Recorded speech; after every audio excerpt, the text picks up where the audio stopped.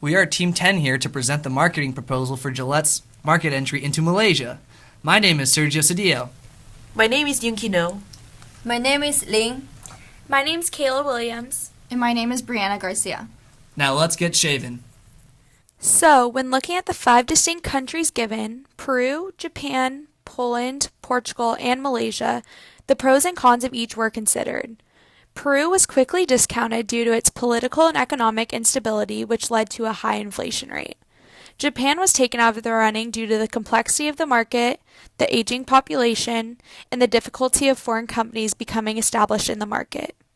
Poland was also discounted due to its aging population and market saturation. Due to this analysis, the selection came down to 2 options, which were Malaysia and Portugal. Although Portugal has a young population and good market potential, seeing its relatively small population and current economic turmoil took Portugal out of the contention. Malaysia is the obvious option with a large population, much of which is under 25, and a rapidly growing economy. Malaysia also exemplifies a collective culture which is highly interdependent on one another. Family is an integral part of the Malaysian society structure and is often used to complete large tasks such as weddings and funerals. Working as a collective unit, with family and friends, the country has placed itself in a position to succeed by investing in industry and new technologies. Malaysians tend to make purchasing decisions as a group and see value in widely accepted products. Word of mouth is the most important form of advertisement for them. In addition to that, patriotic themes are very popular in marketing of products. Now, even though the country is very religious and respectful of their elders, it is considered a short-term oriented country. The industrialized country is rapidly accepting capitalism and having materialistic demands. This means that they are willing to forego savings for the future in order to spend and receive instant gratification now. Malaysians are seeking quality products to fulfill their current desires for status and high functionality. The economic situation of Malaysia is doing very well at the moment, with a GDP of 296 billion and a 4 to 5 GDP growth rate year over year. The industrialization that has happened over the past 50 years has led it onto this very, very wealthy path, and it's currently the 31st freest country in 2015. Malaysia, which gained its independence from the United Kingdom 59 years ago, is a federal constitutional elective monarchy and the only federation in Southeast Asia. The system of government is closely modeled on that of the Westminster parliamentary system, a legacy of British colonial rule. Malaysia's mixed economy system, in which government plays an important role. Government arranges resource distribution and decides on the mixture of government and individual wealth ownership. The government may help business people adjust legislation as well as regulations to help market development. Corruption Index of 2015 gave Malaysia the score of 50 out of 100, which is lower than its 2015 score of 52. Malaysia ranked 54th out of 168 countries in 2015. The defense spending was 1.5% of the total GDP in 2015. Compared with the U.S., which spends large amounts of money on defense, Malaysia can be regarded as an unaggressive country. And less defense spending means having more money to develop on the economy. So now we're going to talk about SWOT analysis of Gillette. Gillette has several strengths that match the requirements of the country. The first strength is that the company provides quality and innovative products to their users. It spends a significant amount on research and development. Since Malaysians desire sophisticated and high-quality products and want the best value, this strength fits the Malaysian market. Secondly, Gillette has a long distinguished history that portrays its high quality to the consumers. Malays are typically regarded as traditional people, so they prefer brands that have a reliable history. Next, Malaysia's weaknesses include higher price. Although Gillette's higher prices are considered a weakness, it is due to the superior quality which Malaysian market desires. Additionally, even though Gillette invests more into its male-focused products, Gillette developed the first razor for women. When attempting to sell products to Malaysian women, Gillette should place an emphasis on being the first company to design the razor specifically for women to spark their interest. Economic factors, Malaysia is showing a continuous economic growth. In addition, the country's demographics provide a huge opportunity for this market. The population under 25 is around 44%, and since young adults in Malaysia are more interested in grooming, this fits the target market of Gillette products. With regard to media, high penetration rates of televisions at 52% and internet at 75% can help execute marketing and media plans. As for cultural factors, the climate of Malaysia is regarded as typical tropical climate, which makes people wear shorter clothes and go out for water activities. The first threat that Gillette can face is the separation of Malaysia from the mainland, and the states of Sarawak and Sabah complicates the distribution issues. The culture and mindset are also different in each region, which makes it harder to come up with consistent marketing plans. Lastly, the culture can also act as a threat to Gillette. Religious and ethnic tensions have the potential to cause social and political instability. Although a large number of people are more willing to purchase foreign-made products today, the nationalistic behavior is important in Malaysia, which is frustrating for the company. The form of entry to be implemented will be exporting. Being a peninsular country, Malaysia is almost completely surrounded by water and thus is a major importer and exporter. As a result, it has strong trade relations because of the opportunities presented with the easy access to a vast number of waterways. Gillette would import from China, a country well known for its manufacturing and low cost of labor. Additionally, Malaysians are known for preferring products that are produced in China, considering them to be more durable and of better quality than products produced in Malaysia. China is located relatively close to Malaysia, and using it as a base to produce the product and then ship to Malaysia will provide a sustainable production model with the capabilities to increase production as Gillette gains market share. Malaysia has 4 major federal ports: Port Klang, Johor Port, Port of Tanjung Pelepas, and Kuantan Port. These large access points will facilitate the distribution of the product. Gillette is a key player in the shaving and grooming industry, with very high performances in terms of sales and market share. P&G, which is the parent brand of Gillette, reaches almost 65% of the global blades and razors market share, mainly due to the Gillette franchise. It also holds over 20% of the male shavers market and almost 45% of the female epilators market. Projections for Gillette in Malaysia are as follows. Short-term projections of 12 million in sales and 15% of market share. Long-term projections of 30 million in sales and 35% of market share.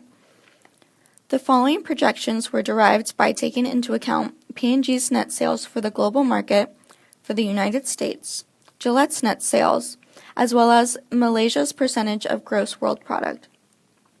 Gillette hopes to capture the younger population of Malaysia that is younger than 25 years old, both male and female. The population under 25 makes up a significant portion of the total population, with 13.8 million people, which is around 44% of the total population, thus making it an ideal target market. Now I'm talking about the competitive analysis. The fierce competition faced by Gillette razor in Malaysia market is divided by 2 parts. First one, that's different razor brands, and the second one, that's inter-brand competition. First one, nowadays in Malaysia market, there are a lot of different brands, such as Stick, Marker, and BIC. Except these competitors, there also are some other private labels, such as the Watsons. Usually, the private labels are regarded as the low-price products. Second, inter-brand competition, which comes from the same company, is also a problem. The Mark III is the most popular product of Gillette so far. Because of in the same target market, customers may give up the new product and choose the Mark III. Such inter-brand competition may impact the market of the new product. To make more customers learn about this new product and seize more market shares, advertising may play a very important role. The new product is using premium price to build an image of good reputation and exceptional quality to attract customers. Now we will get into the product strategy in regards to features, assortment of the product mix offered, packaging, and branding. The product that Gillette is going to market to Malaysia are razors for both men and women. Both the men and women's razors are going to be high quality and sophisticated in order to meet the people's desire for quality products due to the industrialization of the country. A uranium coating will give the razors a sleek, modern look and will be long-lasting. Gillette will provide innovative products that have 5 thin blades for a better shave. The men's premium razors will have a precision trimmer on the back for exact edging, while the women's premium razors will have a flexi ball in order to contour to all her curves. The men's razor that is going to be marketed is the Gillette Fusion Pro Glide manual razor, and the women's razor is the Gillette Swirl razor. These are the flagship products that will be advertised and heavily promoted. However, there will also be affordable razors for both men and women available, as well as elite razors. In addition to the razors, Gillette will also be selling the razor heads separately, which is necessary for the consumer to continue to use the product after the initial purchase. The razors will be sold individually as well as in his and her packs and family packs. The Malaysian consumer is very traditional, so Gillette will use traditional packaging in the Malaysian market. When first entering the market, the colors that will be used for the general packaging are red, white, and blue, which are the Malaysian flag colors. Slowly over time, Gillette will start to subtly introduce their brand colors into the promotion as well as the packaging. As previously mentioned, religion is very important in Malaysia, so we will change the packaging according to the religious and cultural holidays, such as green for Hari Raya and red for the Chinese New Year. Gillette's marketing message in Malaysia is going to be that Gillette is a premium product for the shaving needs for everyone in your life. Throughout each of these marketing tactics, Gillette is going to focus on group advertising since Malaysia is such a large collectivist society. Gillette is also going to utilize their brand name and success in other countries to prove their worth to successfully influence Malaysians to buy their products. Initial entry price for Gillette in Malaysia will be quality and premium pricing. Gillette will price the product close to Gillette's current pricing in the United States for similar products, around 10 to 12 US dollars. After Gillette has gained a significant market share in the Malaysian grooming products market, it will begin to offer other more cost-efficient quality product and price lines to expand to a wider target. As the brand becomes more established, Gillette will expand to reach the price-sensitive consumer market by offering coupons, sales tailored to religious holidays in Malaysia, and packages marketed to families and couples. Now I'm talking about the placement strategy.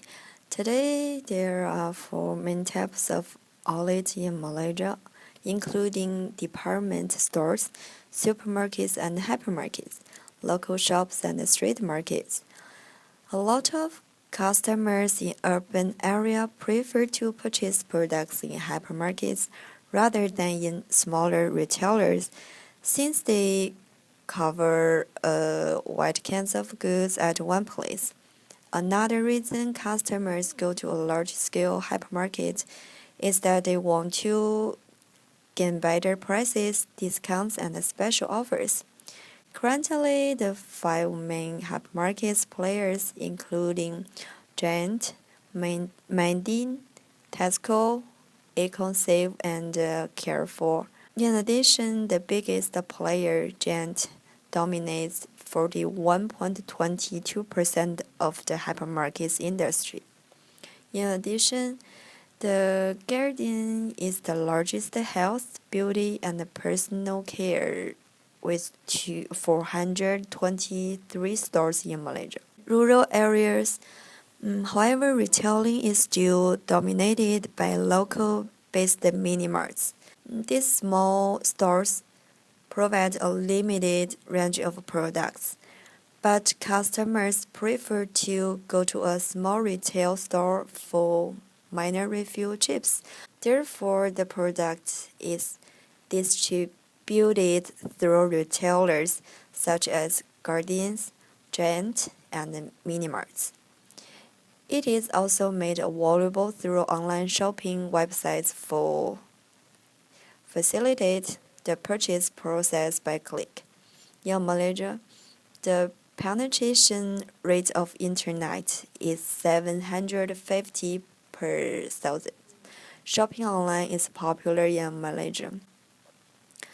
Its distribution embodies Pu's strategy whereby P&G spends huge budget on advertising and thus increase the demands by customers. As a result, it attracts wholesalers and retailers to carry Gillette products.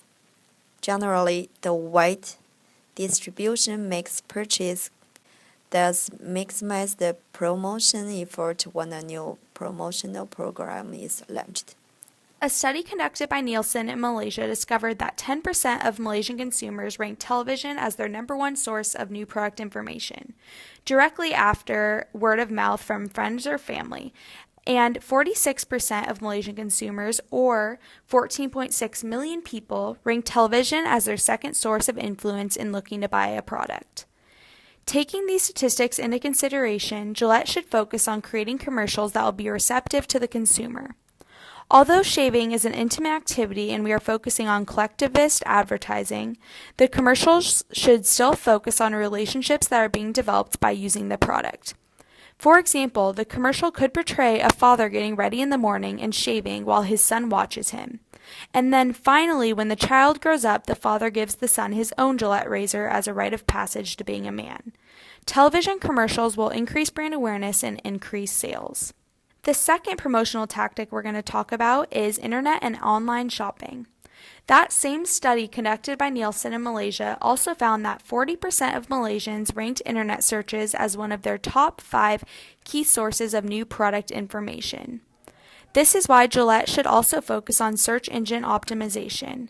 Investing in search engine optimization would put Gillette higher up on the list of searches when consumers look up words such as shave, shaving, or razor on an internet search engine.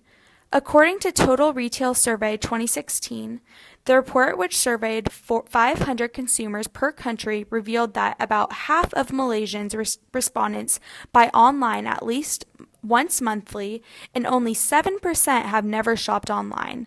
Their survey also said Southeast Asia shoppers lead the world in mobile and social adoption. Gillette should focus on having an easy-to-use website to drive online shopping sales. The third promotional tactic that we'd like to talk about is social media. Nielsen also discovered that 40% of Malaysians ranked social media posts as one of their top 5 key sources of new product information. Social media optimization will allow Gillette to analyze popular posts and figure out why the Malaysian people were so receptive or not as receptive to that particular post. This data will allow Gillette to make the most out of their social media platforms. The better content Gillette is distributing, the more followers they are going to get, which will then increase brand awareness and in return lead to increased sales. The next promotional strategy that we'd like to talk about is direct marketing and promotions. Gillette should buy email lists and house lists from other companies in the grooming industry that are not direct competitors. By obtaining these lists, Gillette will be able to target consumers of the grooming industry and send them direct mail advertisements to their homes as well as over email. These advertisements could be for new product innovations, promotions taking place, or coupons. During the holidays, Gillette should aggressively promote in smaller regional markets during this time in order to drive sales during the big travel season. The next promotional tactic we'd like to talk about is endorsement and sponsorships. Because Malaysia is an authoritative and collectivist country, having a reputable source, feature, or talk about the product will give the brand a positive image in the eyes of the consumer. 43.3% of the Malay respondents indicated that advertising by celebrity would help them in making more intelligent choices among brands, and celebrity endorsements provide valuable information on the endorsed brand. Gillette should use celebrities such as Siti Narhizi and Era Fazira to make an informational commercial. Both of these women have over a 95% familiarity rating by Malaysians. The purpose of using an informational commercial instead of a sales pitch is to prevent backlash from the Malaysian public, who dislike celebrities outrightly promoting products. Sponsoring popular sports teams in Malaysia, such as Malaysia's national football team or Olympic athletes, will bring more brand awareness to Gillette. Our next promotional tactic is demonstrations. Nielsen also discovered that 40% of Malaysians ranked seeing a product in store as one of their top 5 sources of new product information. In-store product demonstrations will drive consumer curiosity. Once the consumers see the demonstration, they will be aware of the product and will have a higher chance of obtaining it. Now let's start shaving the Malaysian population.